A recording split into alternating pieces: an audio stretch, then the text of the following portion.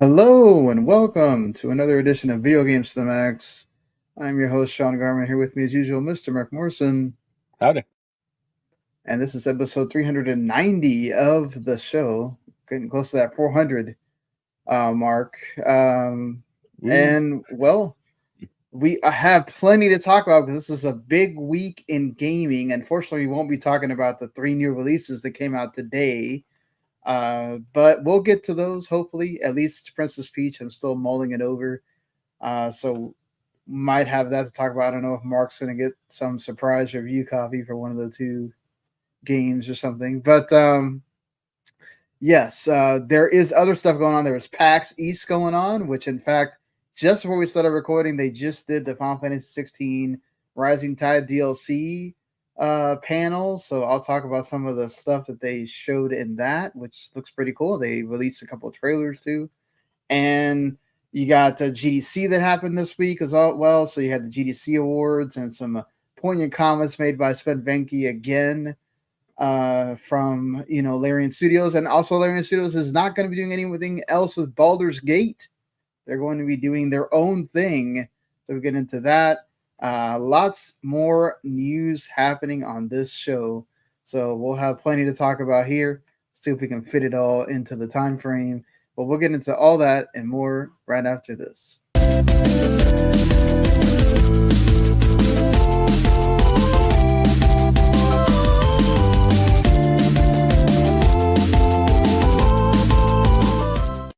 You are listening to Video Games to the Max. All right, so let's quickly get this stuff out of the way here to do the housekeeping.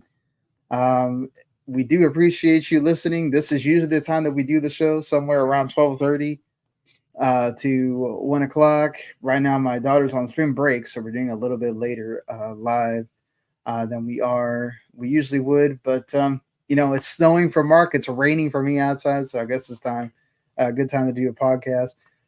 So that being said, if you subscribe to the channel, which we do this on YouTube, Twitch, all of that stuff, Dota Network, wherever you can find it, the YouTube channel, you get not only what we do here, which, great to do, great video game stuff, but if you like the entertainment stuff, we have a fantastic team with Radisson Broadcasting. They do like pretty much everything under the sun you can imagine. Every time there's a big new movie coming out, these guys have a review. You should definitely go check it out because they cover everything about the movie. They don't just give you, okay, here's our thoughts on the movie, and there you go. They talk about, what they think is going to make money-wise, like their thoughts, deep thoughts on the movie, everything. They also do, the big TV shows. So they did the Last Airbender review for the Netflix one. They reviewed Kung Fu Panda 4. So make sure you go check them out. As well, if you like entertainment stuff, I'm sure some of the other big stuff that's coming soon, they'll be reviewing that as well. Otaku Cafe, they handle all the new anime stuff. So anything that you like about anime, especially if you keep up with the new seasonal stuff that comes out each core, they talk about that a lot. So if you want to go hang out with some cool dudes and watch Anime Pod, they do that over there on the channel as well. Of course, you can also listen to them, all of them on pods. So if you just like listening to things with your ears instead, we're all on podcasts. You can go find the podcast wherever it is that you like to listen. Give us a rate and review and all of that good stuff. So let's do something a little bit different here. We've been doing our games, and I did finish Final Fantasy VII Rebirth, but we talked about that a lot last week. I don't really know how much more I have to say. I finished it again. Yeah, you had to finish it again, yeah, because you so just sorry, I don't mean to interlude with this, but just in case for people that are watching this and don't know, if you beat the game, make sure you do a manual save. Do not just get to the ending and shut it off, or you'll get like what happened to Mark, where it will not save your progress and you will have to redo the ending again, all the 10 battles. Right. So make sure you do save. But I'll give my thoughts, I guess, without trying to spoil with the ending, because we are going to do a spoiler cast with some folks. So Plus, I know people are there's a lot of people that aren't even close to where we were or we are in the game. I'm about halfway through my review. Not sure where you are with yours, Mark. Mine's already submitted. I just wait for you're you guys. submitted. Okay. I've been like sitting there clicking every day to see if you wrote yours or not. Oh yeah, I wrote it. It's just waiting. But all right, let's get going with some news here. I'll leave the Rising Tide stuff for in a little bit, just because I know that's going to bug Mark because he is not a big fan of Final Fantasy 16. In fact, he told me before we started recording that he just sold his copy, so he will not be playing the new DLC on that. It'll just be me talking about it, I guess. So let's start with something else here. Just because I've had a whole day to mull on this, so my raw reactionary thoughts. I'm glad we aren't recording an episode at 11 o'clock at night on a Thursday. So one of the biggest games that's going to come out this year, Dragon's Dogma 2, released today for people. You're probably not even watching this because you're playing the game. So with that said, it's getting a lot of glowing praise. People are talking about it, about the, being just as great as Elden Ring, even, one of the game of the year for the year release. And that's hyperbole because Metacritic or whatever scores are lower. So, well, yeah, sure. But I'm talking about just, it seems like it is getting that type of praise, like what it does for, the open world environments and how battling is, where it seems like dynamically you'll just be fighting one thing and another thing just swoops in and decides to make itself known, and then you have to deal with that, and the pawn system, which a lot of that stuff was in the original game. Can't believe we're talking about a 10, 11-year-old, 12-year-old game at this point. They basically kind of did I saw someone in the review compared to like Evil Dead 2. I'm sure there's a game that does the same thing that I can't think about right now, where they basically took a lot of the stuff from the first game and then just put it into this game. And even though it's called Dragon's Dogma 2, it really feels like it's just Dragon's Dogma, but the best version of it. It's called Persona 5 Royal. I guess you could do that too. But yeah, the main part is that Capcom, I guess, to avoid causing friction with the reviews coming out and everything else, and obviously mulling the whole launch of the game from what they know is going to draw attention, right? They dropped microtransactions, which Capcom has in every single game that they release, especially the newer ones. All the Resident Evils, Monster Hunters, all that stuff. They all have microtransactions to, if you want to make the game easier for yourself, you can decide to pay, right? A lot was made of they wanted to make this known that fast travel was not going to be very easily accessible for you. You were going to have to walk everywhere. They wanted you to explore the world, right?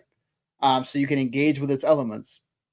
One of the things that kind of came under fire, and I was upset about this at first until I was able to read more on it and get more research, is that there's these crystals that you can get, that you can buy, or there's about like 6 or 7 that will show up at some point in the world. They're not like something. So it's not meant to make it to where, like let's say the example of Rebirth, right? Where they have fast travel. It's one of the most user-friendly fast travel things. Like everything is there for you to fast travel on. This game is the complete opposite. Well, I don't know how much interest you have in this game, Mark, but where do you stand on this whole mixed, I guess? Yeah. I mean, if I got it, I'd play it, but I'm not like Right. dying to play it. I don't know. They can, I mean, look at like Forza Horizon. That's what I brought up last night. It's like they have fast travel that you have to pay for in game, or you can buy this stupid map. I mean, they have the system where you can like hunt down all the billboards, and every billboard you smash, it like lowers the cost by 1%. But I don't think that one gets you to free anymore. I think it only gets you like 50%. Right. Where you can just buy the stupid map or buy the ability to fast travel without consequence. like for like $5 or something or two. What I don't know what the price is. Right. So it's just, I mean, it's annoying. I think there is a way. I don't think you can like grind it out, but I think you can get like a few of the jewels or whatever item you need to fast travel. But it's like you get like probably like 3 or 4. It's not like some huge amount. Right. Mainly because they don't.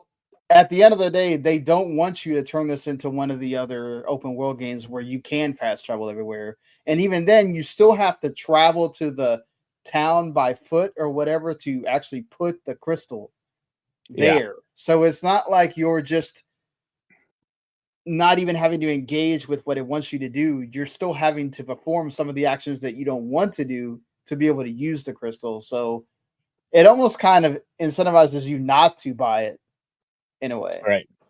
Well, also, you have to wonder, yeah. like, I wonder, like, is the quest design of the game, like, does it need fast travel? It seems like it's not. It's meant for you to, like, you're marking Like, your path through and you'll encounter things. No, it's more like, okay, like, I think about, what is that game? Blades of Amalur, Kingdoms of Amalur. Yes. No, not Blades, but yeah. Like, that game had a really wonky quest system. Like, you got, like, a quest pretty early on where it's like, go collect these 12 books in the world. It's like, one of these books is, like, right near the end game castle, or, like, the boss castle at the end of the game. Right. It's like, that's nuts. Like, but if all the quests in, like, Dragon's Dogma 2 are like, oh, it's in this, like, you go to a town and you got, like, 4 side quests or 4 quests to do, and it's all, like, localized around this town area. It's not like, oh, you got a quest in this one town. You have to go across a continent to actually complete it. It's like, no, that's screwed up then. But if it's all these quests are in a fairly local environment, like, go at it. You're like, all right, fine. Yeah. Like, can you imagine doing could you imagine, like, in Rebirth, if you had to do Queen's Blood without fast travel? It's like, okay, the first 4 or 5 towns, like, they all have, like, the Queen's Blood players there pretty much. But then it's like, oh no, go back. Now it's like, go back to the grasslands or go back to Gold Saucer because now you gotta, face this other guy there or something like that. You're like, I wouldn't do that at all. I would do like Rebirth technically isn't seamless open world like Capcom's, like Dragon's Dogma 2. So you technically couldn't, even if they did.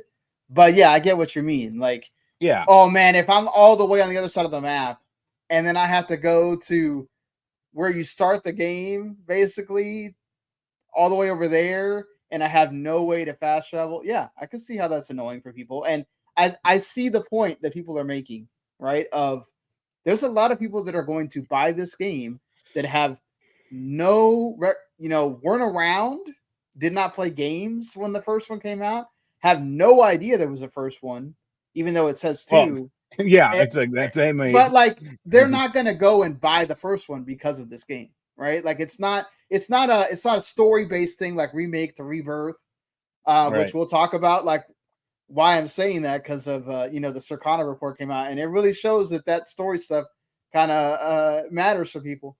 But what I'm saying is, like, you're really doing this for the gameplay, the setting, those kind of things, right? That medieval setting, that kind of thing is going to draw people in, right? So you're going to get people that are used to playing open world games where, oh, I unlocked the tower. It's now a fast travel point. I can now go over here. Oh, the quest is over here. Let me go over here. Like, you can't do that. You literally have to walk wherever you go. They don't have like these vehicles you can use and all that stuff either. It's really meant for you to traverse the world and feel like you're on this journey. If that's it, fine. Like, I think people who are expecting fast travel or demanding it, like, you're soft, or it's like, okay, go return the game, or you don't have to play it.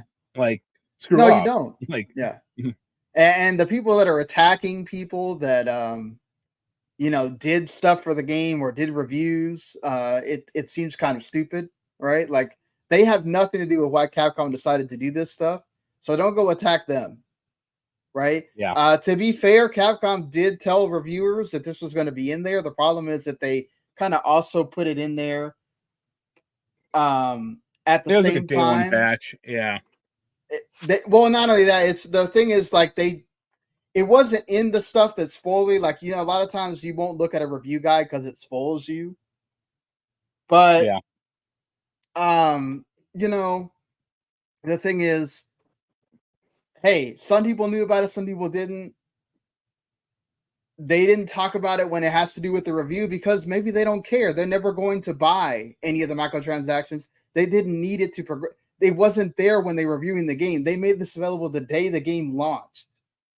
Right? Yeah. So, yeah, customers, consumers, gamers, you're going to notice this stuff, right? Because it's there when you first start the game if you're playing it on the 22nd.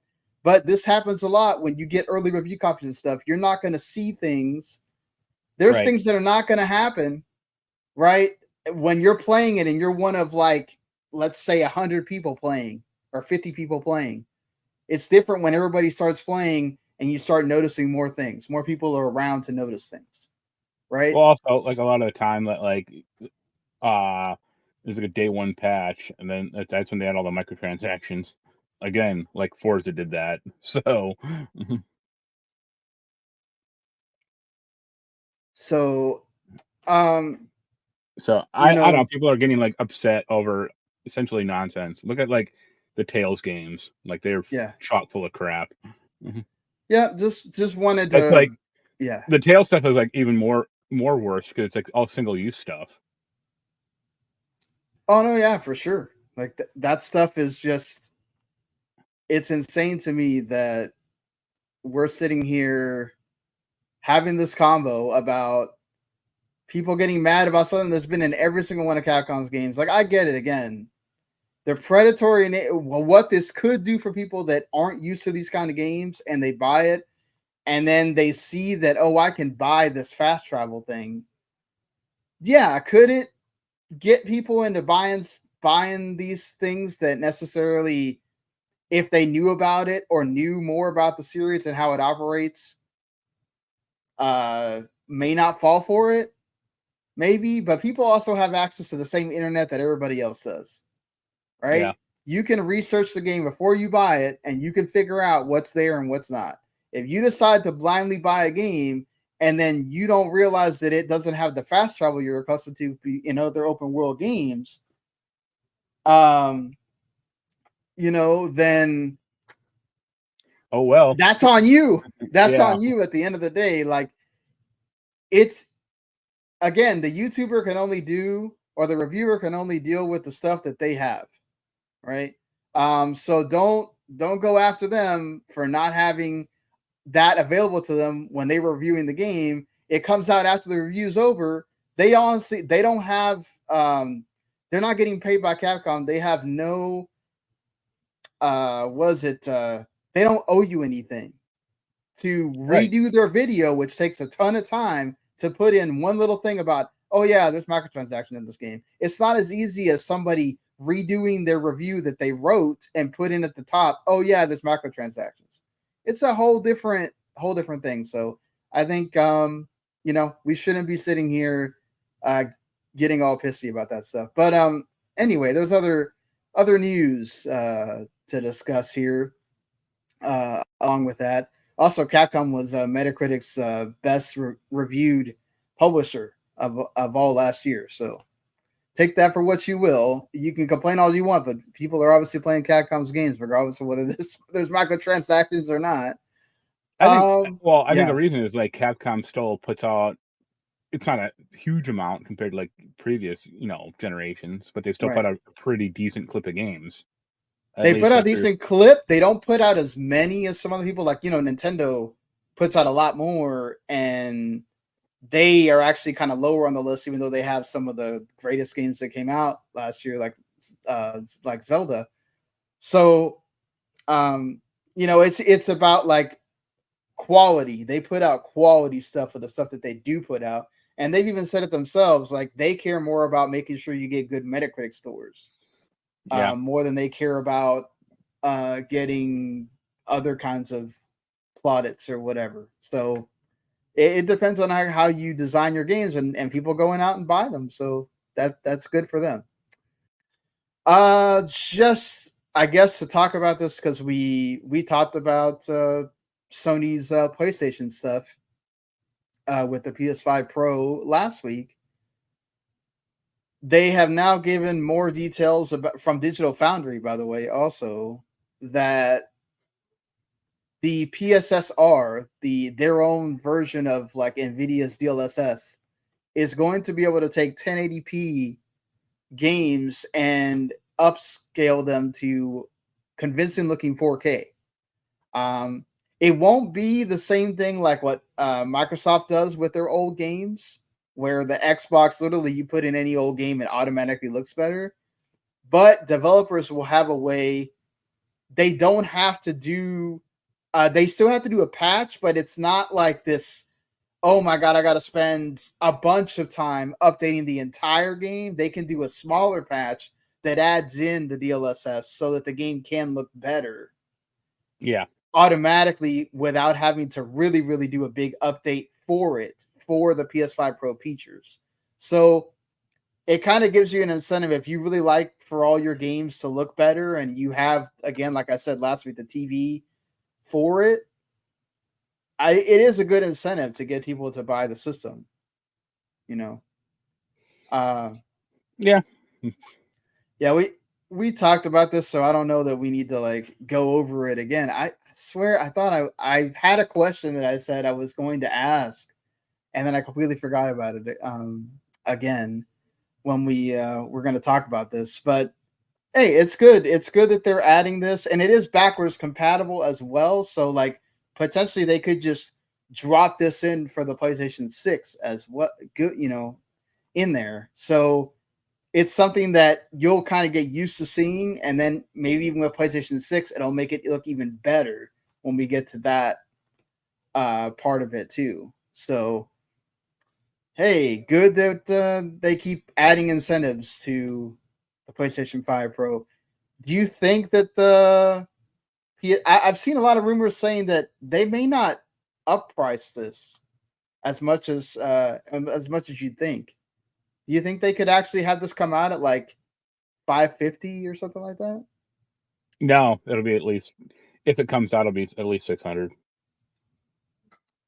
Yeah, and then that's what I would think too, but I wouldn't be surprised because they've kind of said they're not going to do these price dips that like a permanent price dip anyway. They'll do sales, right?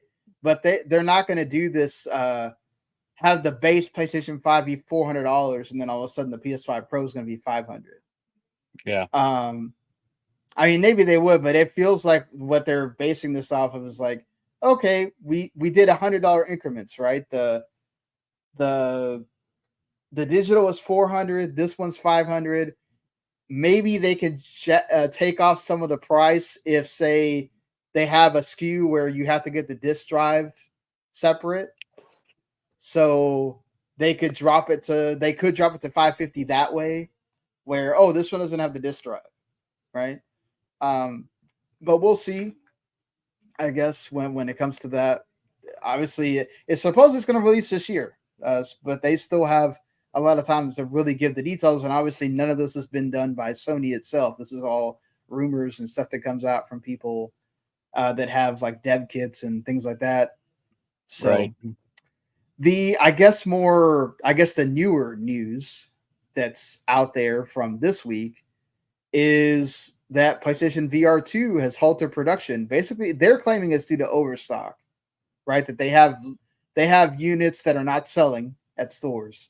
So they're not going to keep producing stuff if they can't get the ones that are out there to sell. What do you think this is? They're making a big deal about the first party support, but what do you think is the reason it's not selling? I don't think it's actually still in. I don't think it's in the stores to sell. Like their whole weird. We're only selling this online for the first 2 months, and then we're gonna slowly trickle out to stores. I think that was a bad business decision. Right, but not every store is going to stock this thing, right? Like, I could see like a GameStop or the big store, like the big. I mean, okay, Walmart might not, even though they actually do stock Oculus stuff. But like Best Buy and GameStop damn near sure would. Especially if Sony was like, okay, we're not gonna stock PS5s. We're not gonna sell you consoles. It's like, okay, we'll take the stupid VR headset then. Right.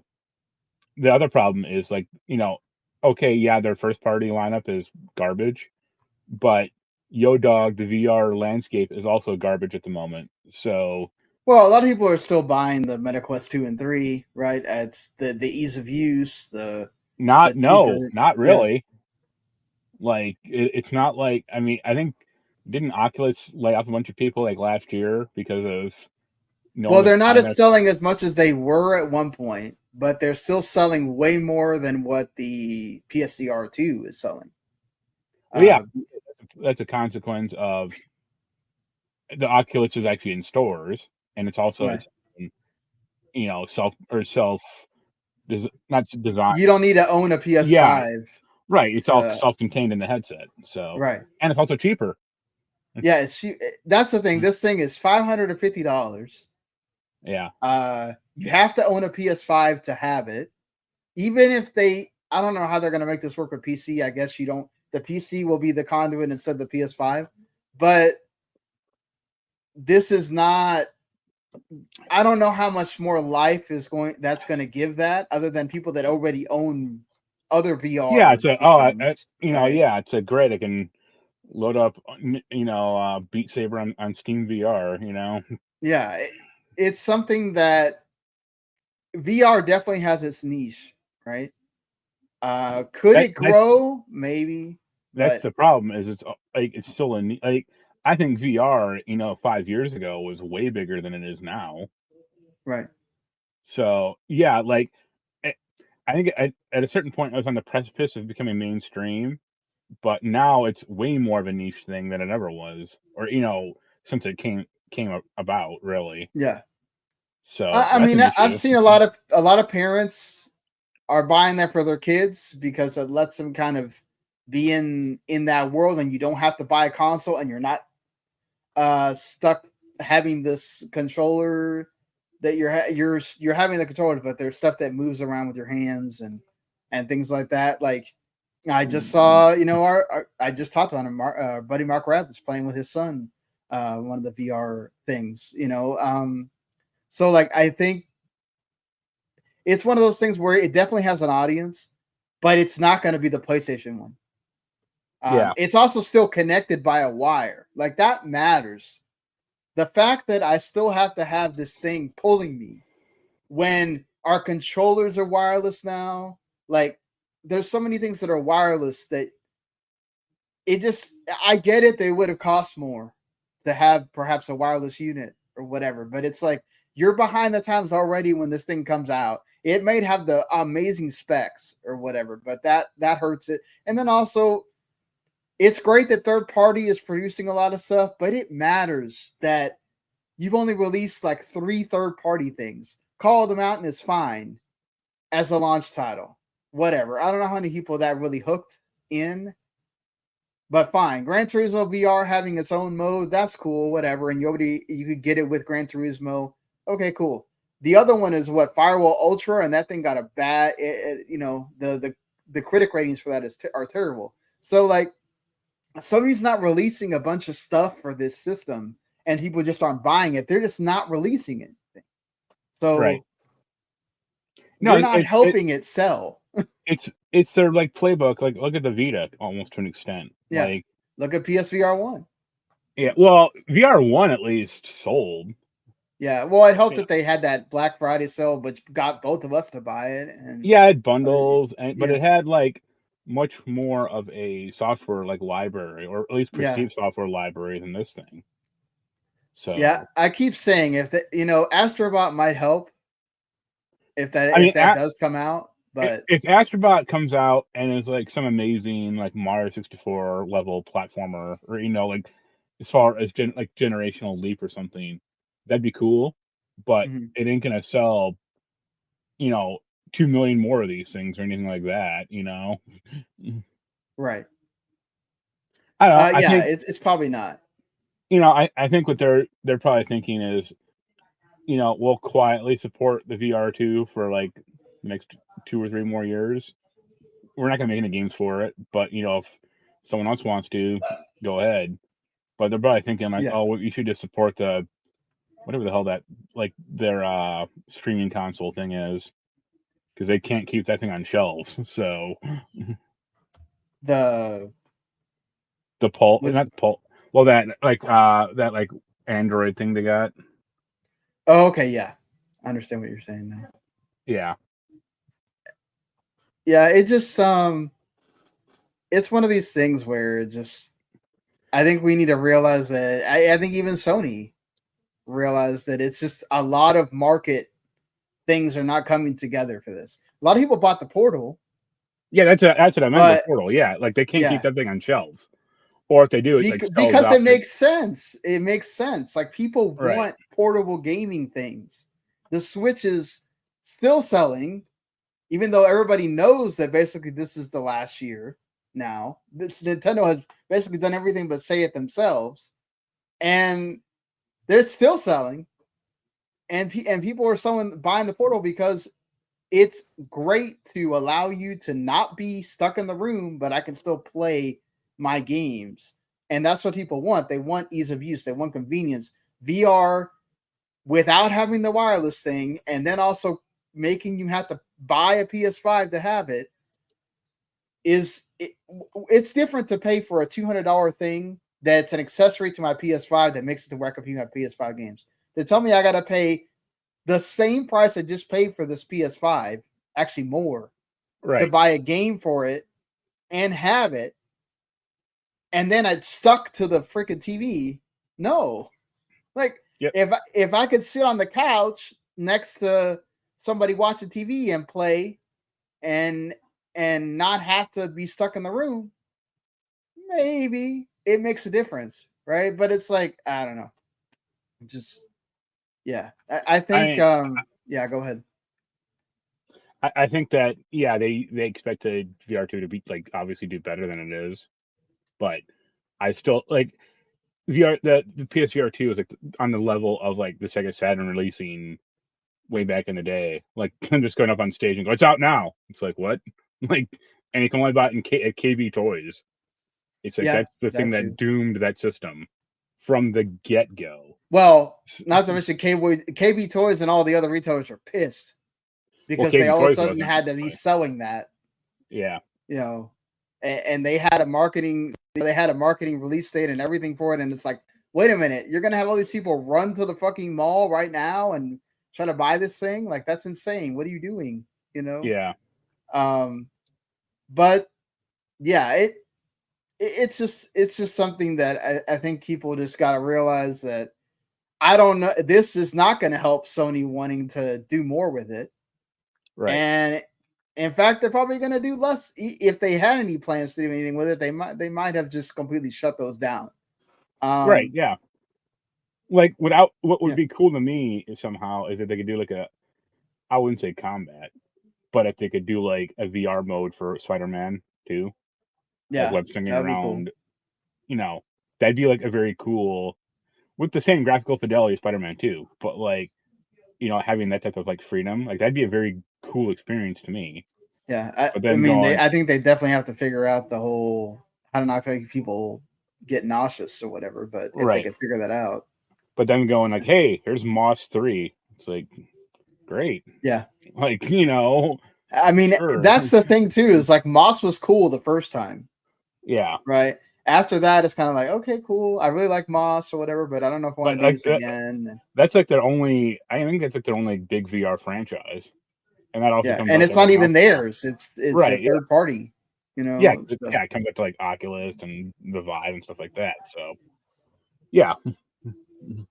Yeah. So, yeah, moving on from that there. So Sony, they've released, and I mean, to add that's why there's rumors more of them making another portable type thing than there is anything to do with VR, because again, like that portable stuff is what's in right now, especially for Japan. Like they just released the sales numbers for everything for February, and a lot of the stuff that because it's not on Switch, isn't selling that well because they don't do a lot of stuff with consoles. So a way to get that market is to try to do something with portable, and it's definitely not going to be with VR. So right.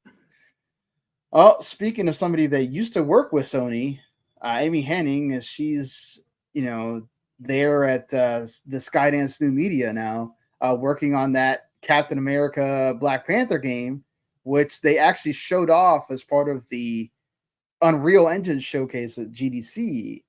And my God, dude, the graphics on this thing look amazing.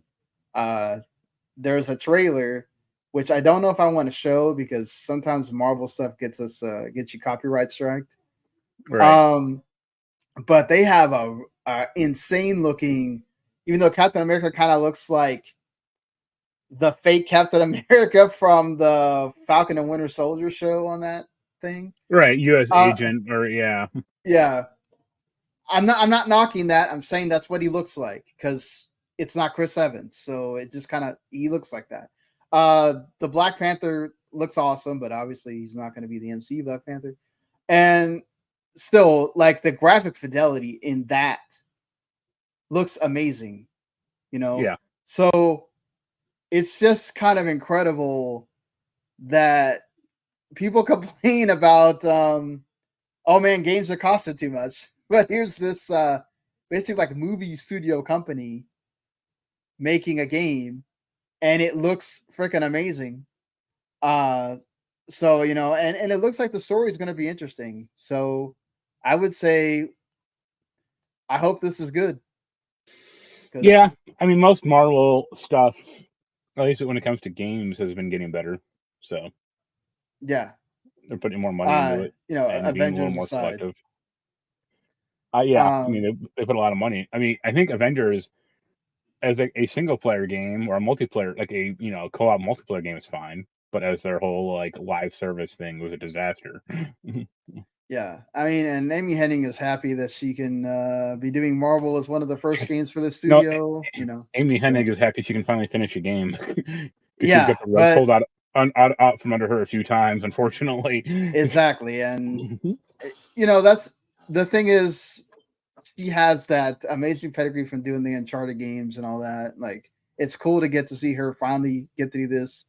Right. She didn't get to do it with Star Wars, so hopefully with this Marvel thing she can. And it does look like it's going to be an interesting game. So hope it finally actually is.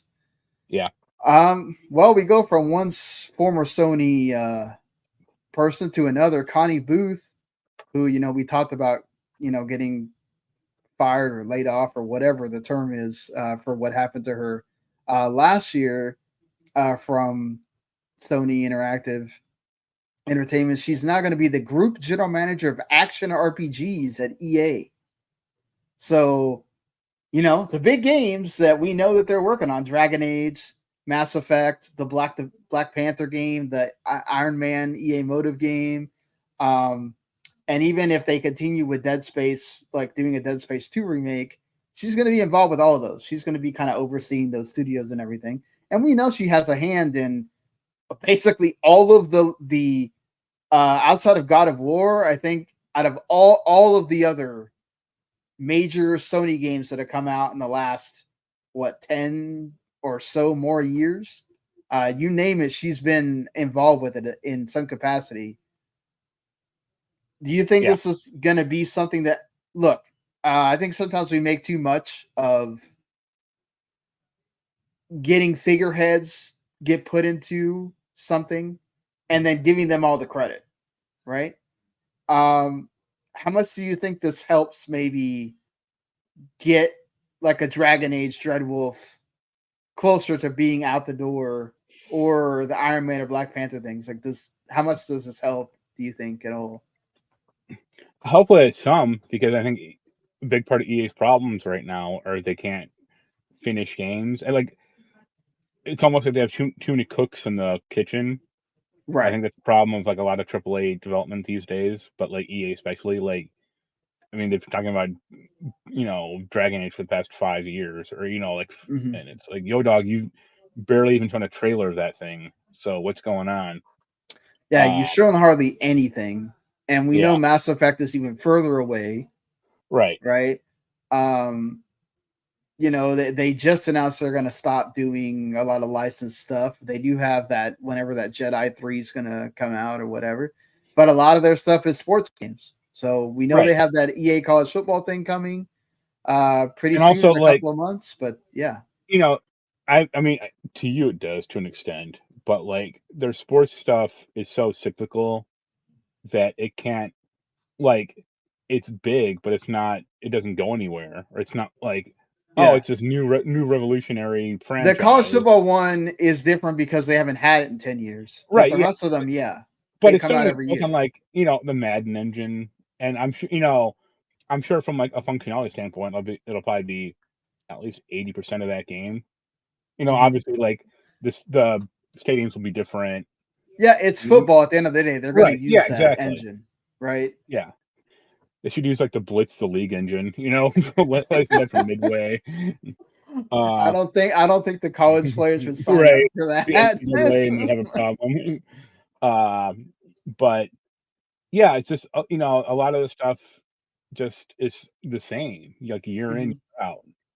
So getting stuff out that's new or perceived, getting like maybe a Dead Space 2 remake going, or the Mass Effect thing and Dragon Age actually coming out would be good. Right. Yeah, that stuff does. It would be nice if she does help in that realm of bringing experience to a situation, being able to tell them like, okay, you can do this, you can't do this. Like, I don't know if you talked about if it's in this thing or not, but do you see like the Blizzard thing about Overwatch 2? Yes, that they might be they're going to add in the characters for free now. You don't have to like unlock them or. Well, that's a good thing, but the bad thing is it might be canceling the single player completely.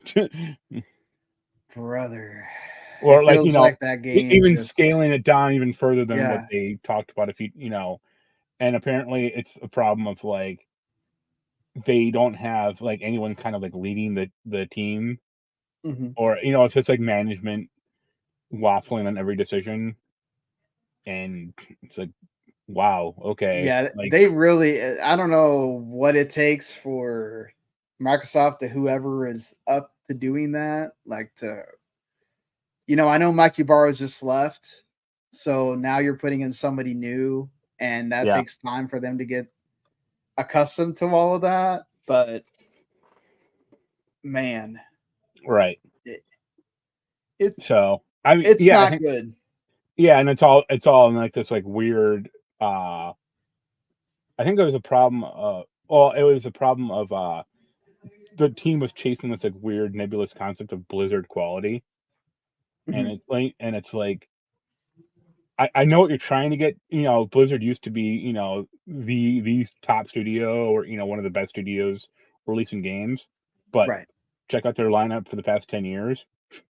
And no, like you can't chase this like Blizzard seal of quality when you're releasing crap for the past 5 or 10 years. Yeah, and even Diablo 4 has a bad stink to it. So they really, outside of WoW, which they seemingly, I guess, kind of are trying to improve with all this stuff they announced and everything. Yeah, they announced like this like weird like battle royale mode, which seems interesting.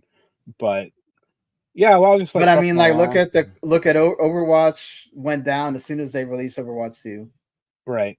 Diablo 4 has had nothing but bad press, and it feels like maybe coming out to Game Pass and in next week is going to help with getting new players and get more people talking about it. But again, when you have Pillars of Eternity 2 still out there, or Pillars of Eternity, even that Last Epoch is taking a lot of its thunder. Right. They are going to be doing some adding new stuff to it, but again, I don't know if that's going to help at all. And then, you've got what their other franchises are kind of like just not doing. Yeah, they're not going to make like a new Warcraft game. They're not. Well, they screwed that up. Yeah, so definitely StarCraft. Not. They could make StarCraft 3, eventually, but that'll probably they canceled the game they've been working on.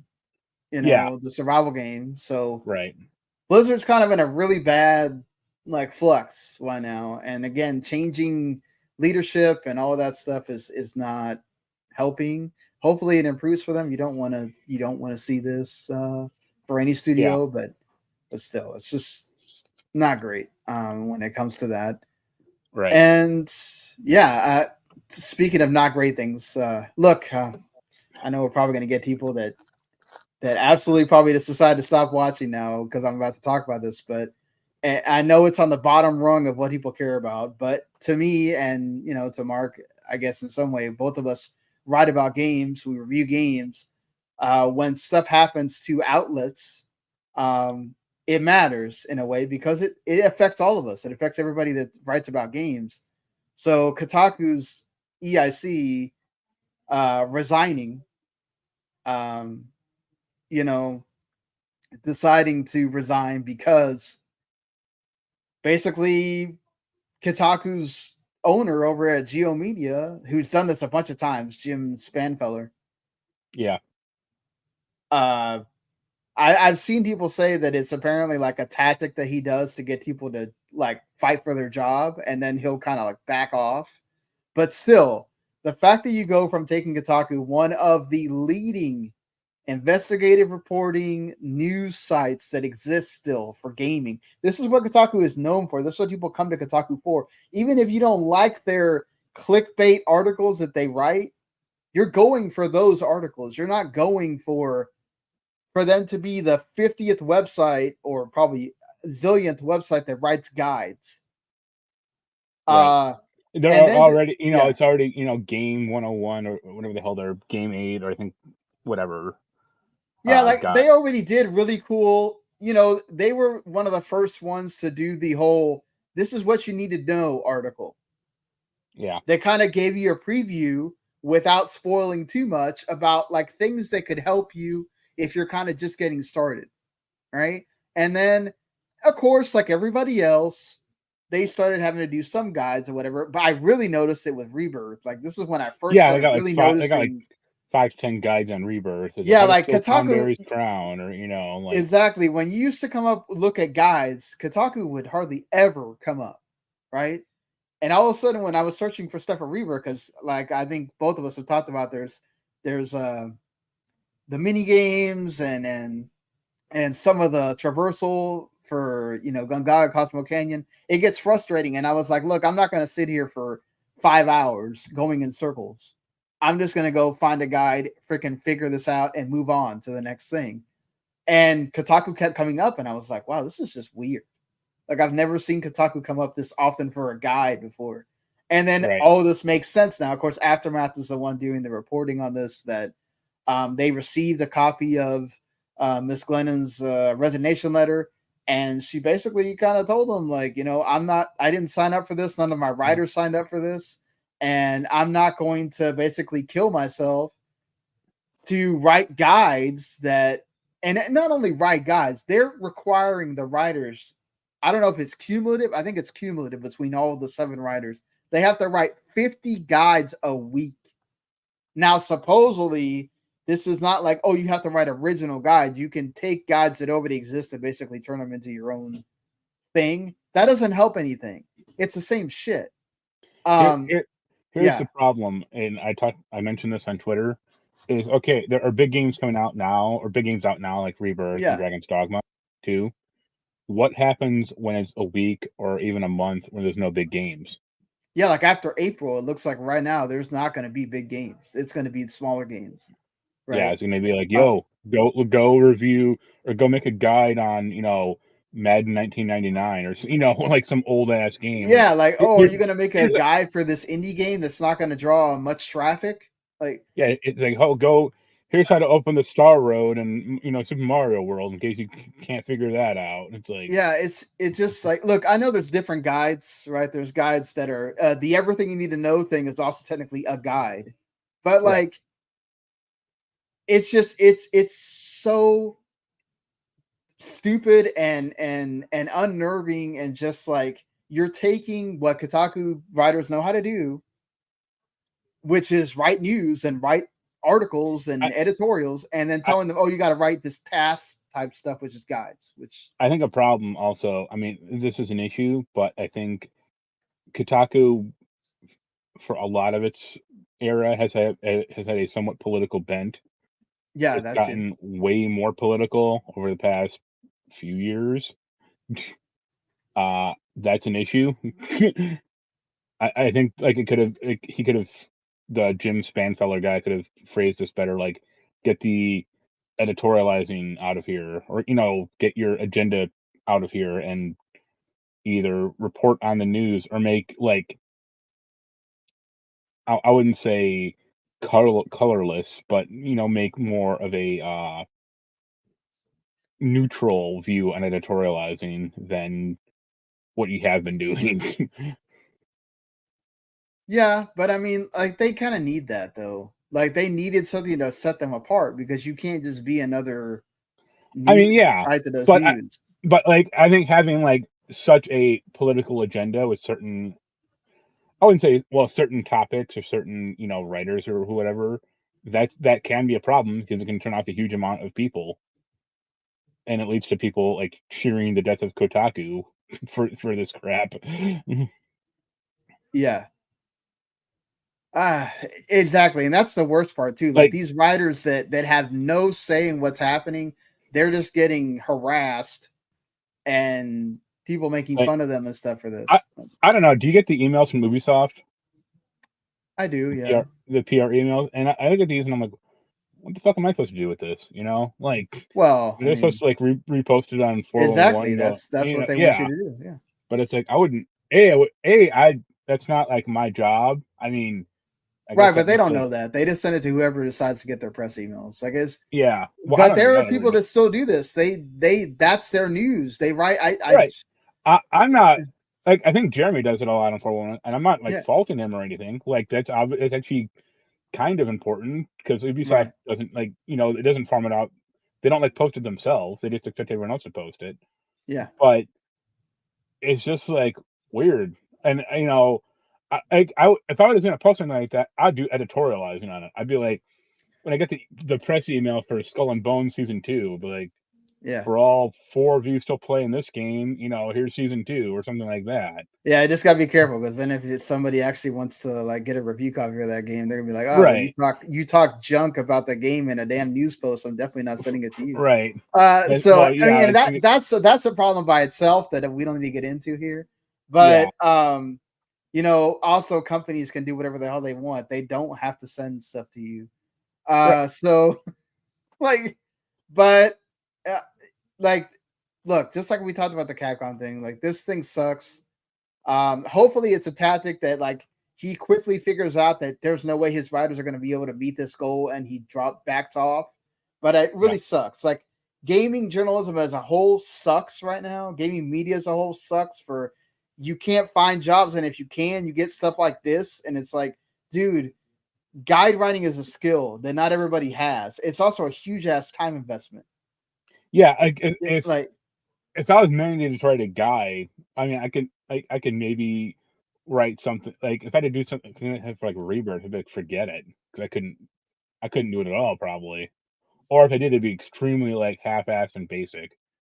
Be like, yeah, it'd be like the stuff that's the thing is like this is why even video guides are even easier to people to use sometimes because the writing guide is great. Like it shows you a picture on the map and you kind of try to get there. But when you have somebody that literally walks you through how to go right, to where you are, like I had the same issue with Gongaga where I literally realized that I was walking by the same stupid tree that has the thing where you slide through yeah, like 5 times. And I was like, are you kidding me? All I had to do was turn sharp right, left instead of going around and I would have seen the damn fucking tree.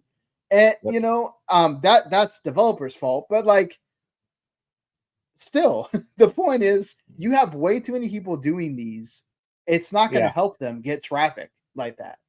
In fact, people that are avoiding Kotaku are going to avoid them even more and be like, well, I'm definitely not clicking your guides now because yeah, why am I wanting to support you? I didn't want to support your other stuff. So, but still, moving on from this, but I just wanted to point this out. It sucks. Like, I hate that yep, this is happening. But something that uh, I guess just as controversial, but may not be as may not suck because it's good for this the developer. So I guess I should preface by saying that Baldur's Gate 3 won Game of the Year at the GDC Awards that took place yesterday or a couple of days ago. Yeah. They won other awards like Best Design, I guess Audience Award, which is like the Player's Choice Award or something, and they won Best Narrative. Venva also won awards, which awesome. Love the fact that Venva won like Best Indie and stuff like that. And Zelda won some awards, and Yoko Shimomura got the Lifetime Achievement Award, which definitely deserved. Also, you should go watch that if you care about gaming music at all. Right. She had a kind of touchy moment there. Go ahead. She's quite good. Yeah, she's amazing. She's working on Kingdom Hearts 4 music right now. So that being said, Larian big boss Sven Vincke talked about, again, he's done this several times when they've won awards, where he talks about corporate greed is basically ruining gaming. They're focusing on quarterly profits, they're focusing on the big thing, the big picture, and they're not like looking at what makes games great. And so the thing is, he kind of proves this and shows this by the decision that they have made, in that we're not going to just follow what the corporations want us to do or what people think that we should do. We're going to do our own thing. And so they have decided that they are not going to do anything else with Baldur's Gate 3 or Baldur's Gate itself, period. They actually tried to make Baldur's Gate 3 DLC and then stopped doing it because they just weren't feeling it. And now they're going to do their own thing. And so, of course, this has sent shockwaves for people that really wanted Baldur's Gate 3 DLC and all that stuff. How are you feeling about this? You think it's awesome that they're moving away from this and letting Wizards of the Coast have it? Or you think this is bad? You worried about it? I mean, it's probably good for them because, I mean, here's the thing. Baldur's Gate is a licensed game. So they got to pay Wizards of the Coast money to play, make stuff for it. Or, it's probably like, they don't have to pay money, obviously, but, it's like a give and take or like a profit sharing thing or something like that. So, and it's not like, I mean, I think, what is it? Their other game. Divinity Original Sin? Yeah, like, I think that's an original. That's like their own IP. Right. So, a lot of rumors about a Divinity Original Sin 3 now. Right. I imagine it'll be something like that, or I don't know. I'd actually like to see them try to take a crack at like a cyberpunk game or like a sci-fi game. Because it would be cool if they kind of got out of the medieval sort of. Yeah, all their games are essentially the same. Fantasy, high fantasy, or fantasy stuff. So having them try something like actually new would be cool. Yeah, it would. It can have the same gameplay, but I just mean like a settings change or everything like that. But also here's the thing: is Larian is a private company, so that's why they are allowed the freedom, or they have the freedom to do this. But when you have a publicly owned company with shareholders who want the most profit you can generate, that's why you have corporate greed.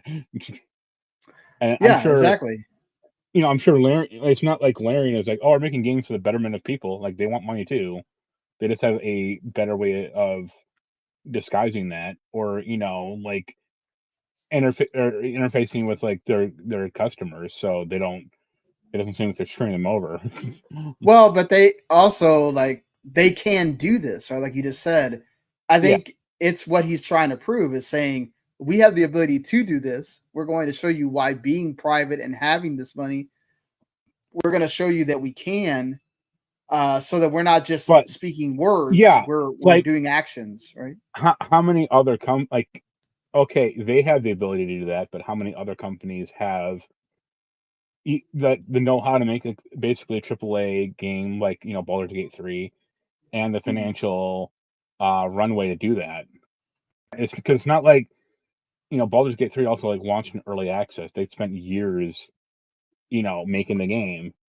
Like most game companies, it's like if EA tried to like launch Dragon Age Dreadwolf in early access, like the internet would explode. Because there'd just be like condemnation about like, how dare this big company release a game in early access. It's like, hey, like, it might not be a success. Like, and considering how badly the Dragon Age name and Bioware has been through over the past 2 years, like, Mhm. it's probably is a big risk to them trying to make another one. Same with Mass Effect. Like, I'm sure if EA thought they could get away with it, they'd do is sports games. Yeah, like they said it. They want to do their own original stuff and focus on the sports games, but I think they know that they have to in some way have something that brings people outside of Yeah, those they have realms to to the have like table. their like Right. a few of their like legacy franchises, Yeah. you know. Well, I mean, also But you have Bioware there. They got to be doing something yeah, that but so yeah, I agree with him with the Larian guy in principle. Like, yeah, it'd be nice if every studio could have our amount of freedom, financial and creative, to do whatever they wanted. Sure, right. but that it's in such there's such a specific the only other game company I can think of that like has that type of like freedom would be like Supermassive Games, like Yeah. the Hades guys, you know, Oh, Super and they're Giant. Yeah. Supergiant, sorry, Yeah. and they're a small team. It's not like there's some 200 people, game company or anything. Like, they got like 30 people probably there. It's because it's not the same scale at all. So, Yeah. or like maybe CD Projekt Red, Yeah. They they have they're their own. they're probably a good analog, or maybe Remedy. But they also get like funding from from Yeah, Poland yeah, itself, right? Like right. so Yeah, it's because almost no game company is or game uh development studio is just kind of owned outright by one guy, or the right. employees maybe, or yeah, it's always like funding from, well, not Embracer anymore. It used to be, but or Yeah. the Chinese company, I forget, or Tencent, 10 cent. Yeah. or Epic, or whoever. Right. So I agree with But I him. think overall this is good for Larian to do their own thing. I think Yeah, I'd much rather them do their own thing than them slaving away at Baldur's Gate 3 DLC that they don't particularly care for or are not enthused about just to do it to make money. And if they were owned by Wizards of the Coast, let's say, they would be doing that, right? right. That would be their job. Yeah, And they'd yeah, be hard at work in Baldur's Gate 4 and a whole bunch of other crap. yeah, exactly. So that's good that they can do this, and they are, like you said, it's very small the amount of people that can do these kinds of things. Right. But again, it is important that they take the action to say we are moving away from the thing that we know will make us money to do something that we are passionate about. And that's good and creative to do something that you are passionate about when you can do it. Yeah, So another yeah, good go ahead. analog would be the Collective from Yeah, the Gears of War collective. studio. Like, Mhm. they were founded to make Gears of War, or to keep that franchise going. They made two games that were fine, but they Yeah. didn't set the world on fire. And then they were trying to go like, oh, we're trying to make something new and creative. That flamed out, and Mhm. now they're kind of stuck in a lurch. Yeah, and it sucks because the one studio that we kind of haven't had to talk about layoffs the last couple weeks, at Right. least in a big Well, way. I generally Um, laugh a few people, which is pretty yeah, I funny. mean the IGN thing that sucks too. I should have mentioned that when we talked about Kotaku, but that just sucks because they circumvented the union thing that they addressed and they notified and they supported, and then they went around it to fire 3 people that, and it sucks. Like that's just pathetic and stupid. But whatever, these corporations are going to do what they're going to do.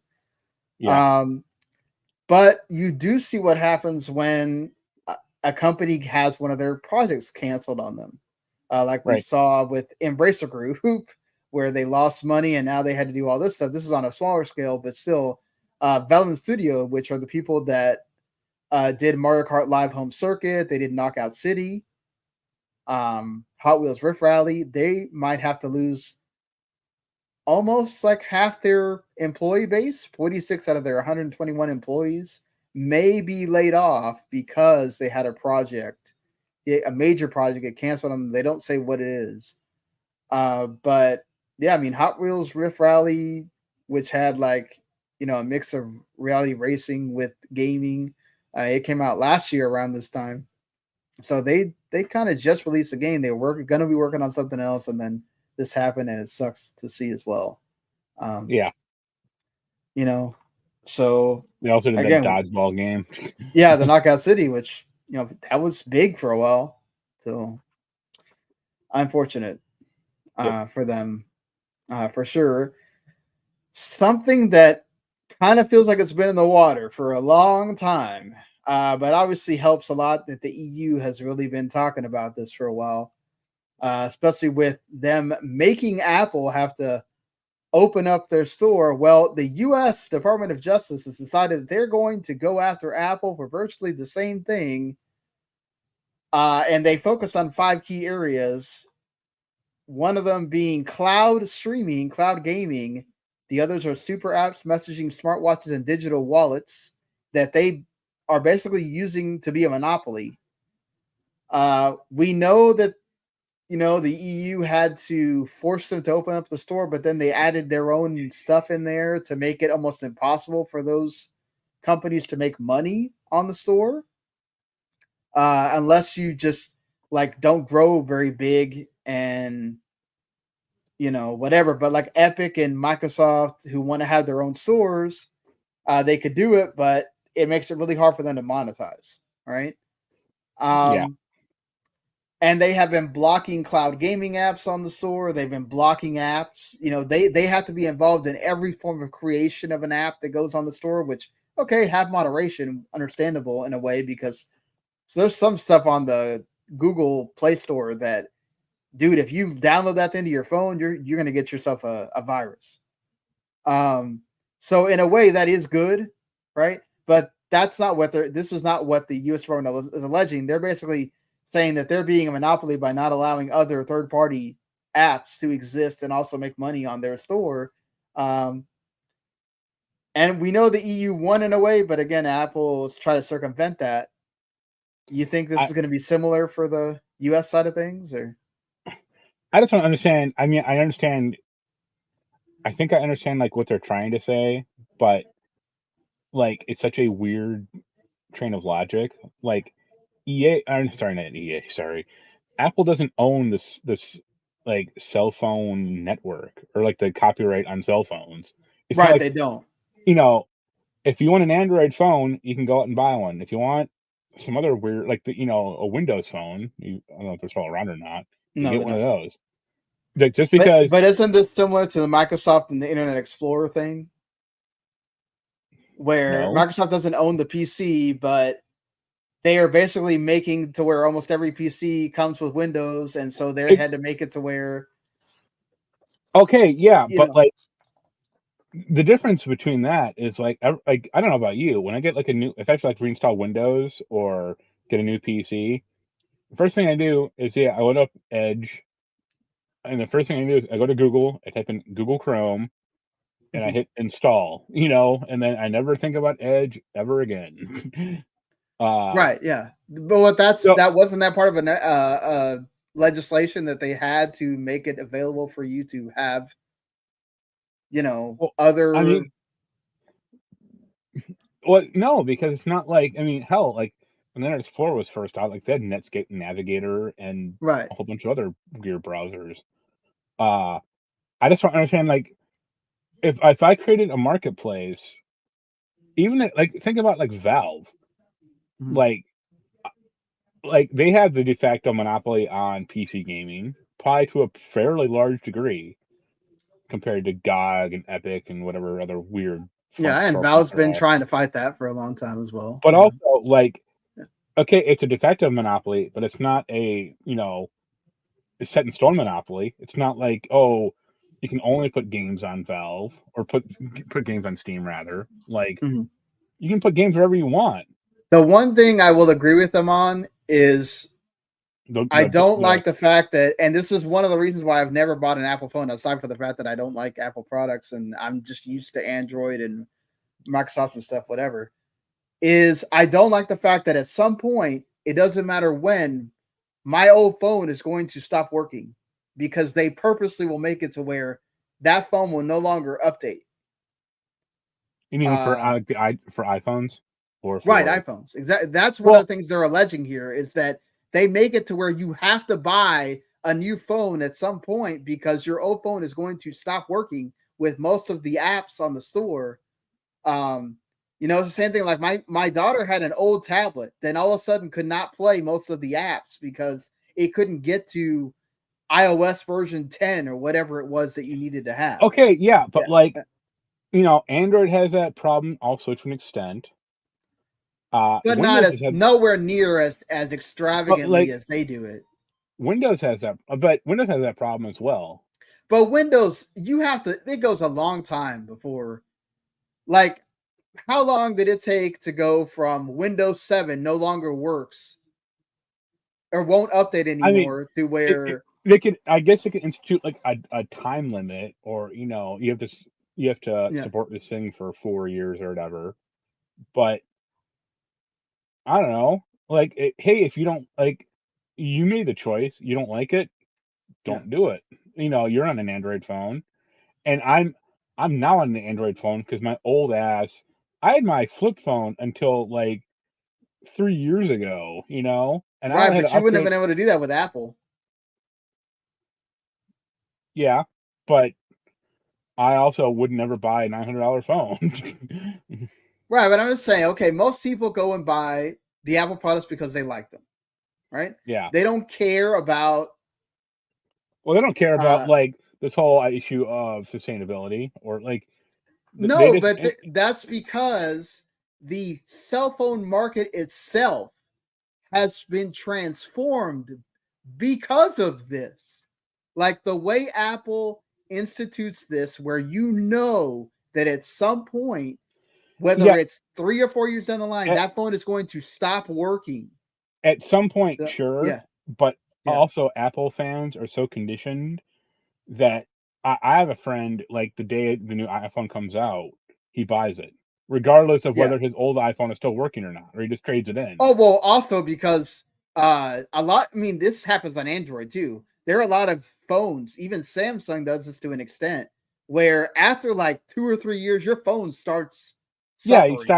You start getting security updates, and it starts being really slow. Like it runs out of memory, and you can't put a memory card in it, or the cell phone market itself is made to where they want you to upgrade every 2 years by offering you a free upgrade, so you never have to worry about it. Other than, oh, okay, I'll pay $150 or $200, and I get the new phone, and I'll pay it monthly, and then in 2 years it'll be paid off, and then I'm ready for the new phone again. Right.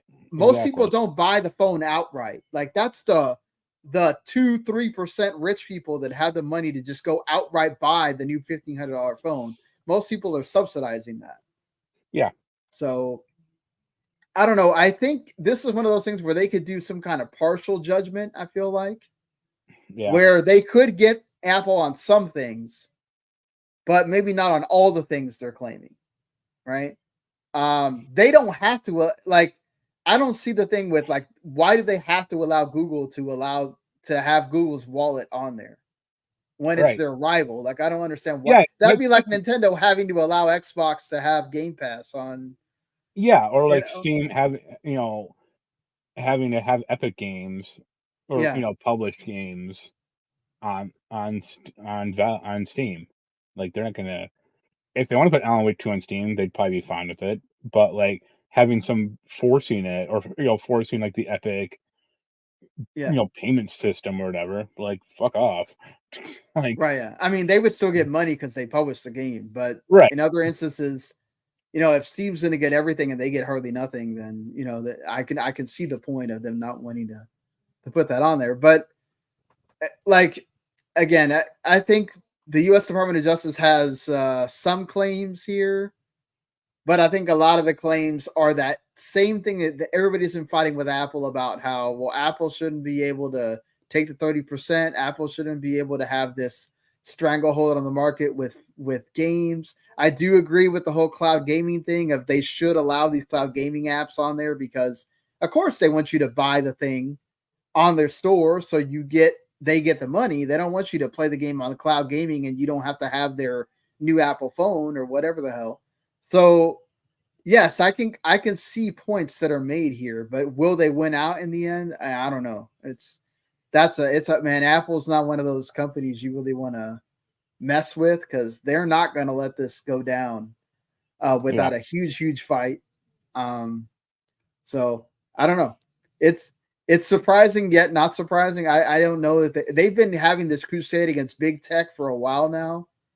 We saw with Microsoft and the Activision thing. We've seen it with Facebook and Amazon and all that stuff. So yeah. Can you? I'd like to imagine just for a second if Apple was just like, all right, fuck it, and they stopped selling the iPhone in America, just for like a day, like it would like lead to like mass panic, or the amount of people that would go nuts because of that. Yeah.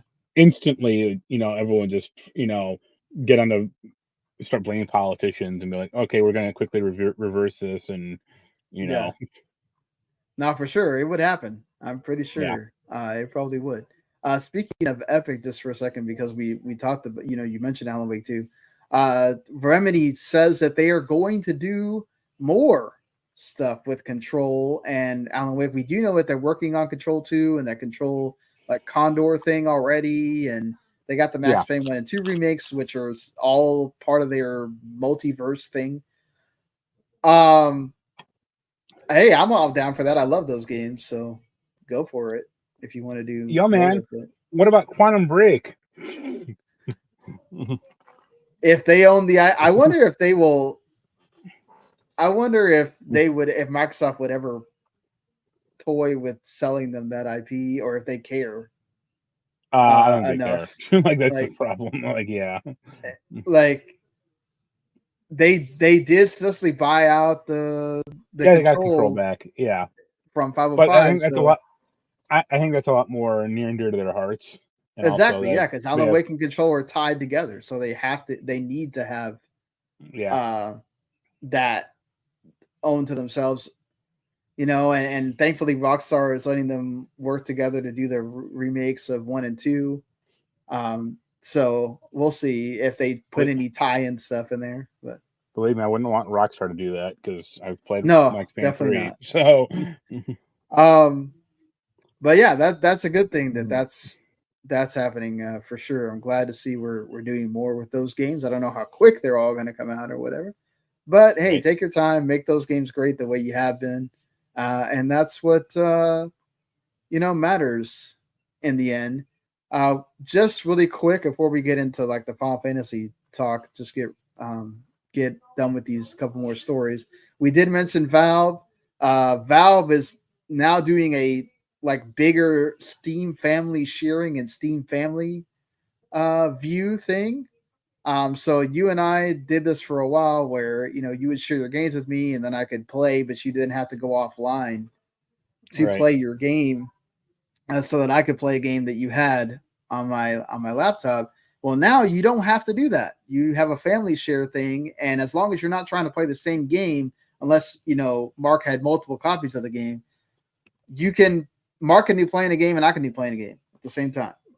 Yep. Which that's cool. Because I'm surprised they took so long to introduce that, honestly.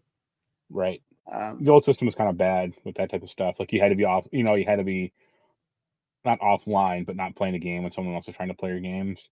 But it makes it difficult. Like the whole point of this should have been to where you could have multiple people playing your game, and hey, one of the people in the family bought it, so hey, you have license to use it as well. That's cool. Also, they added more parental controls, which whatever for that. If you have a child that plays on your Steam stuff, that's good that you can like see what they're playing, and you have options to buy what's in their Steam card if they ask and things like that. That's cool. So that's good that up to 6 people can use this at a time, and again, more people can play games at the same time. So that's great. Right now, it's only in beta. Not sure when it's going to come out or if there's going to be a cost to this or something. But there won't be a cost to it. Oh, that's good. Steam does not really do that at all. Yeah. So that's great. It's not like the Xbox one where they're basically charging you for each portion of Game Pass that you're buying. You're just getting it all together instead of separately. But that's just cool that Steam is doing that. Speaking of Game Pass and Microsoft, they are redoing the rewards program for Xbox. So right now, all the reward stuff for Xbox is kind of all segmented. You have that Microsoft Rewards website, which that's where you technically go to get all of the rewards now. And then they have the stuff on the console, which they've been nuking slowly, but surely. Now it's getting harder and harder to be able to, like, let's say if you wanted to play enough games to buy you another month of Game Pass, you used to be able to do that really easily. Now they've really made it the small potatoes, which you get every time you log in or play a game or all that stuff. They're supposedly improving the app that's going to be on console, and it's all going to be kind of together between the Xbox console, the mobile Xbox console app, and the Windows app. So you can earn reward points and I guess get the things that you want off of there instead of having to go to like Microsoft Rewards website, which a lot of times that rewards website doesn't even work. And so that's good. Just hope that they don't nuke things even further and make it even more difficult to use things off the rewards program. So yeah, just it's cool that they're doing this. Hope it's actually a good thing and not just, we're making this easier to use, but it's still going to be kind of crappy. Right. Also, there's a Sims movie in development. I think they announced this before, but it's being worked on by Lucky Chap. That's Margot Robbie's production company that also worked on the Barbie movie and Saltburn as well. Hey, that's cool. You got some experienced people working on this. Sims has such creativity to it that you could literally make this anything you want and still say it's a Sims movie. Do you think this could actually be good?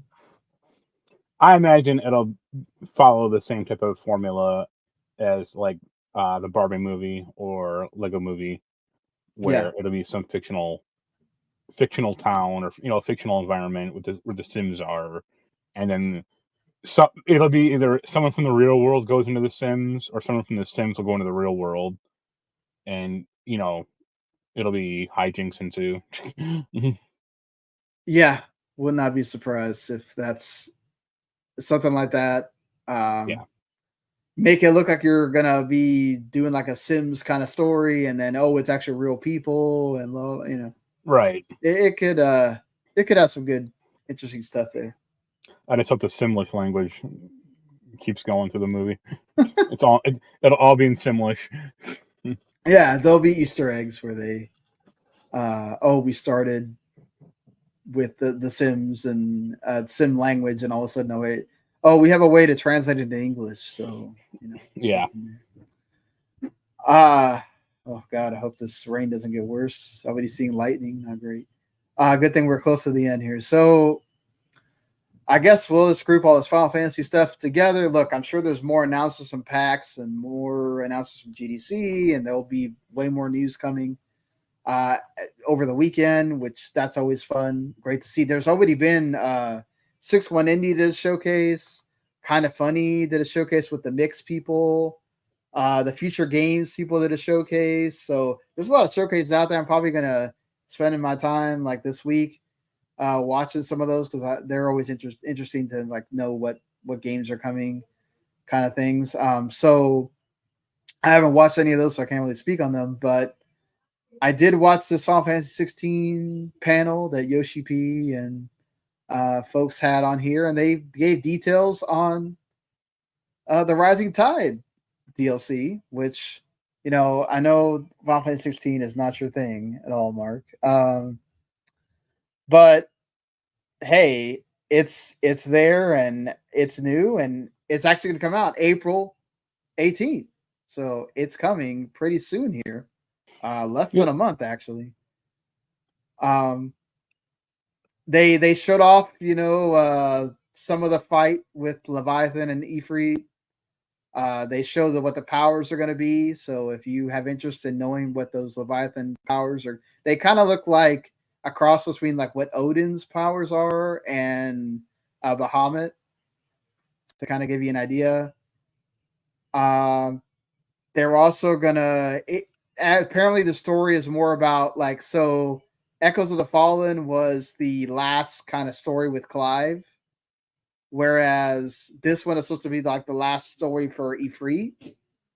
You know, have the big last icon battle, that kind of thing.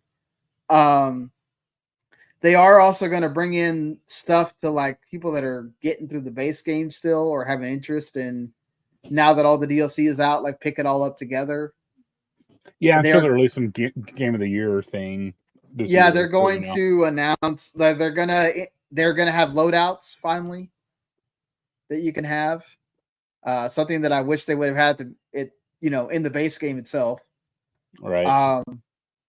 They're gonna have stuff that makes it easier for. I can't remember exactly right now, but it definitely makes it easier for you to get around the map as well. They added make it easier to know which quests are important. If you want to unlock all of the Clive stuff for his room.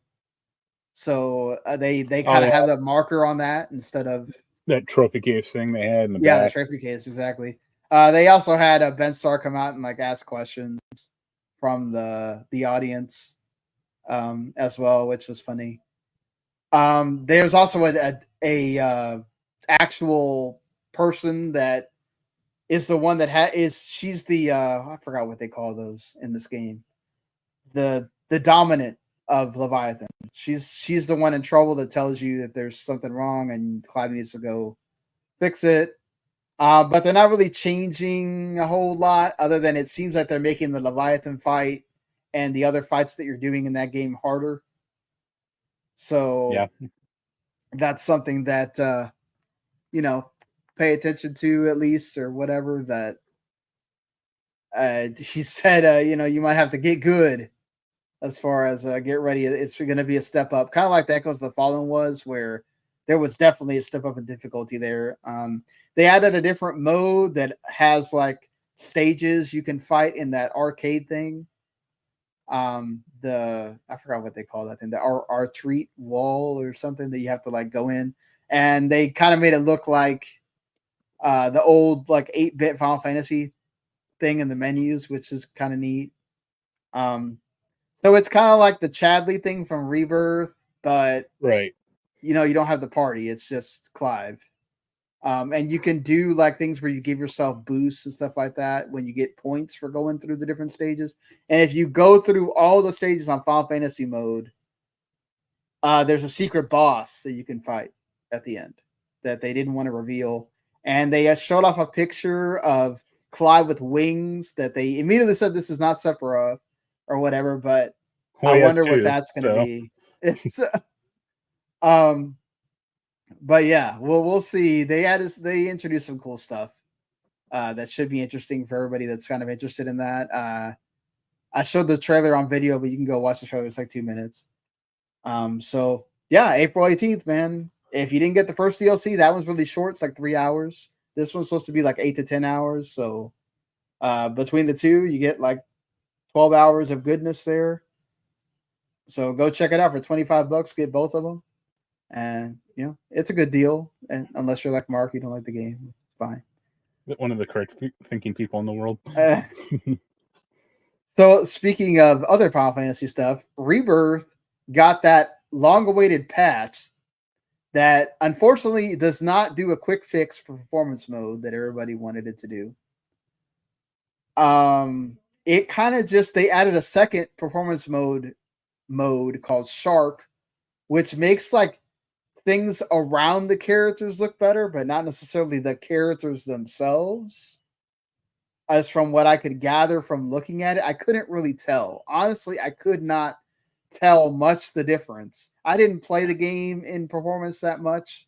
I've switched between it quite a few times, especially towards the beginning, just to be able to see what people were talking about. You could clearly see the blurriness, but they made the quality mode even better also. So it's like they improved performance mode, but then they made it to where like, damn, I just want to play in quality mode again because the characters look so good when you're traveling through the world and all that stuff. So again, I think nothing's changed. Just play the game in quality mode, and if you're a performance mode nut, then I guess once you've already beaten the game, if you want to play it again and you don't care about what the graphics look like at that point, then I guess go ahead. Yeah. But yeah, I mean, I guess I'll go ahead and I finished the game, the main story anyway. I still have a bunch of side quest stuff to do. I have to figure out Yeah, how to because beat they dump a Odin. bunch right on you right at the end. Yeah, I have to go do that Gilgamesh thing, and I'll probably after I write the review, like once I write the review, I'll go back and try to see if I can beat some of that stuff and maybe try out hard mode, things like that. Because I really love the combat in that game. But yeah, the temples of the agents goes on a little long. I'm not gonna Yep. mince words about that. Yeah. I don't mind the Eris stuff particularly. It's just it feels like I don't remember this being that long in the original game, and it feels like they overextended it. Like in the original game, it was like 4 screens. It's just like, I think in the original game it didn't have. It was like almost like an MC Escher thing, where like yeah, they're coming at it from like different angles, but it seemed like fairly easy to get around. and it has the puzzles, that are in there. Yeah. But honestly, yeah, like this thing is like 5 hours, and then also you're fighting a lot of the same monsters over and over and over. Yep. Thankfully, they don't make any of the weapons, like the final weapons, hard to get. They're all like right there in front of your face. So that's nice.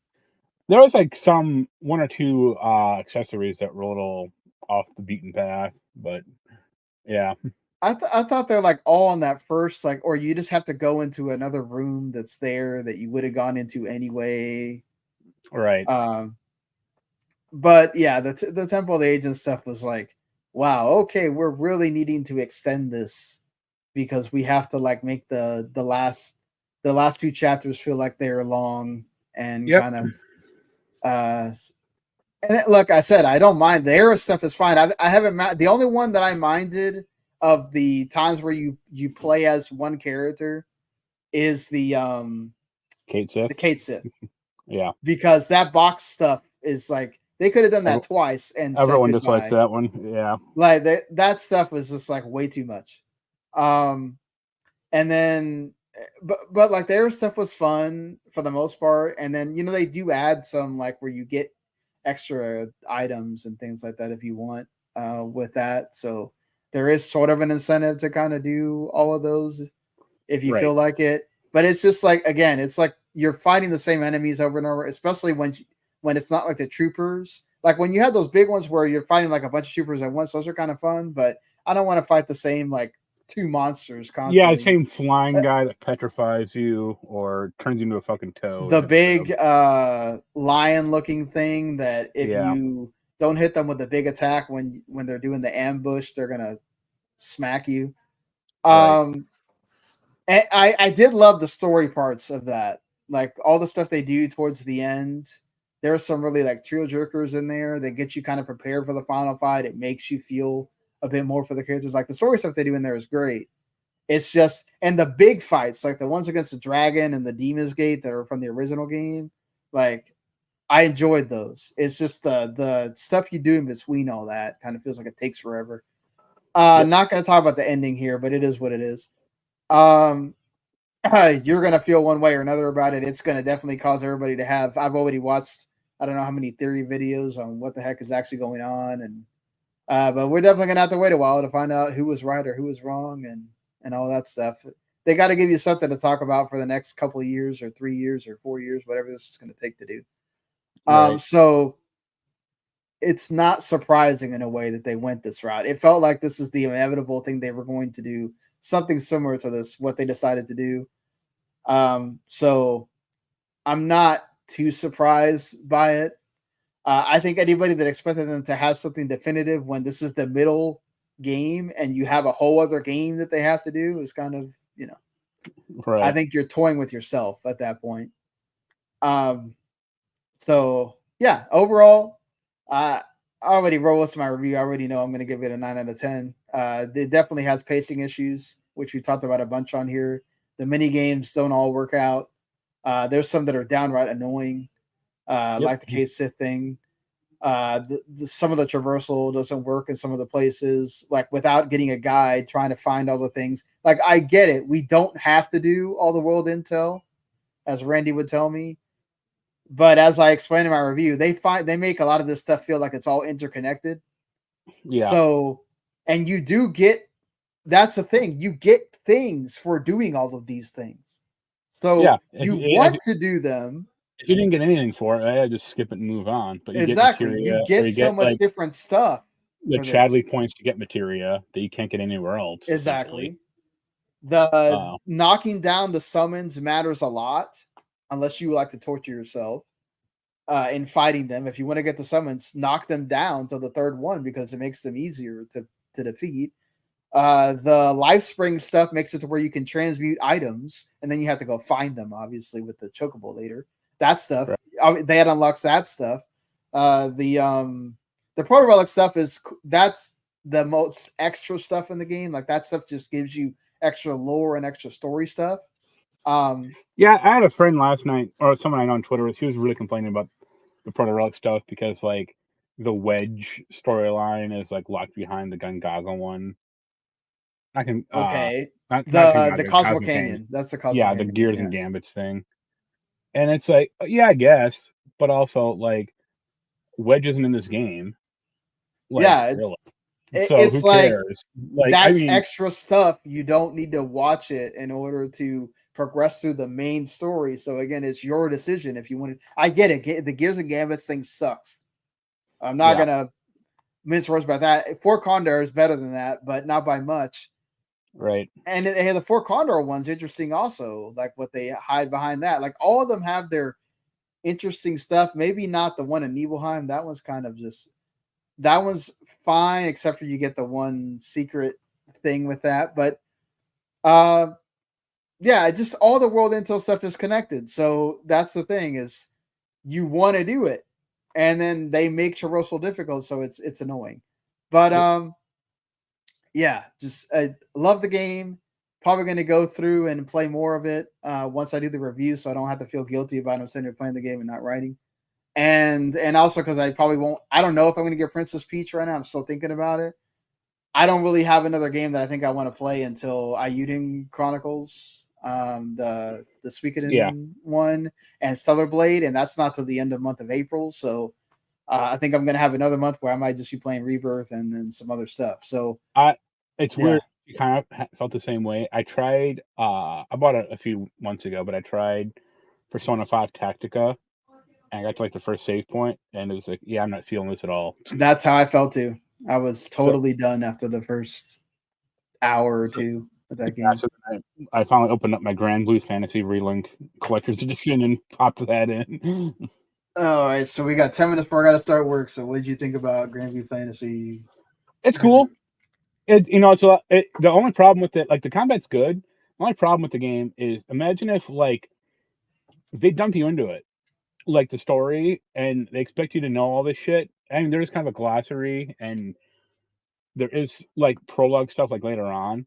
But imagine if they dumped you into like Rebirth, like halfway in, and you had like no concept or like nothing, you knew nothing about the story or characters. That's kind of how I feel about this thing. But it kind of also feels like the anime and the other stuff is there to set you up for those characters, but you don't need that. Do you need that information to play the game? No, I mean, they do try to explain it like later on, or I can kind of see some of the characterizations already, and they have like I said, prologues and stuff like that. But it's just like from the get-go is a little off-putting, but it's better now. Combat's good.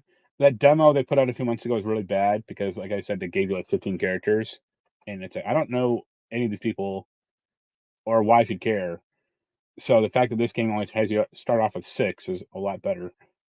And yeah, I like it. I mean, I'll keep playing it. Yeah. Oh, one thing you forgot to mention. Oh, I don't know if you care or not, but the Tales of character creator passed away. Oh, right. Yes. Utsumi Inomata. No, I do. It's like that whole. It really sucked because it's like that whole thing of the death coming in threes. Yeah. Thing. You have the Suikoden creator, you have Akira Toriyama, and then you have her. Right. And it sucks. Like, Yeah. Again, too young. She does Yeah, wonderful artwork. Tales characters have, some of the most memorable characters in RPGs. Yeah, and what's weird is like, oh, well, she was 63, but she was a few years younger than Toriyama. But like, yeah, like mid-60s. Yeah. Yeesh. Only other thing I'll mention, well, two things media related. I watched the Halo season finale. It was all right. They finally got on the Halo. That's nice. They introduced the flood, right? From what I saw. Yeah, last episode. Yep, they were actually pretty good. And did you watch any of that X-Men cartoon? I have not, and I have not watched I'm probably going to do that today. And I have not watched the Star Wars Acolyte thing either. I'm going to do that today too, probably. I'm good for not watching that, but X-Men was all right. Yeah, I've heard good things. People were saying good things. So that's great. I'm glad they did not ruin that, because that was one of the things that when Disney announced that like big slate of stuff they were doing, like that's one of the ones that I was like, oh my God, I love the cartoon. I grew up watching that. But I was like, oh, please don't screw this up. And thankfully, I'm glad they did not. Even though I don't know why they had like the showrunner. Yeah, he left under a cloud of. Yeah, like right before they're gonna put the things on Disney Plus. Like, why? Right. So, the only thing I'll say about the X-Men cartoon, I think the art is a little, I would say almost too clean. Because the other one, the art looks weird. Yeah, gonna agree with you there. Some of the voice acting is a little hit or miss, and the old cast is still great, but they had to replace some of the new characters because some of the actors died, so they replaced like Jean Grey with Jennifer Hale, and it's like the original voice actress. Not only is she still alive, she's voicing another character in this goddamn cartoon. Why isn't she voicing Jean Grey? Did they just want to get Jennifer Hale just to have a recognizable voice? Probably. Yeah, but I found her distracting because it's like Jennifer. I don't have a problem with her as a person, but I have a problem with her. Like, I always can pick her out. She's always extremely noticeable to me as a voice actress. So like the minute she said anything, it's like I know who that is. Like, okay. Yeah. And they replaced the guy who did Gambit with another guy with another voice actor who's fine, but like the original guy doing Gambit is also going to be in the show.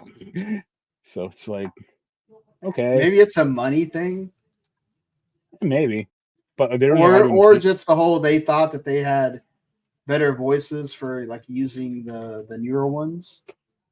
Maybe the one that's actually pretty noticeable to me is also Bishop, because the original guy had a very distinctive voice that I thought was cool, and this new guy does not sound like that.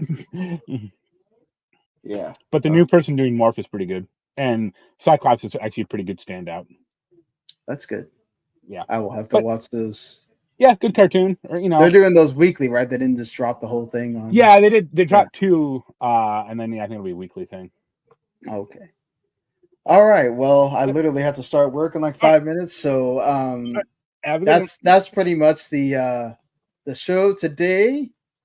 Hopefully you all enjoyed it. If you did, you can hit subscribe, like, all that stuff. Let us know what you think. Next week's another week in gaming. There'll be plenty of new games to talk about. Again, not sure if we're going to be playing any of the big 3, but there'll be something to discuss for sure. And until then, we'll see you all later, everybody. Later.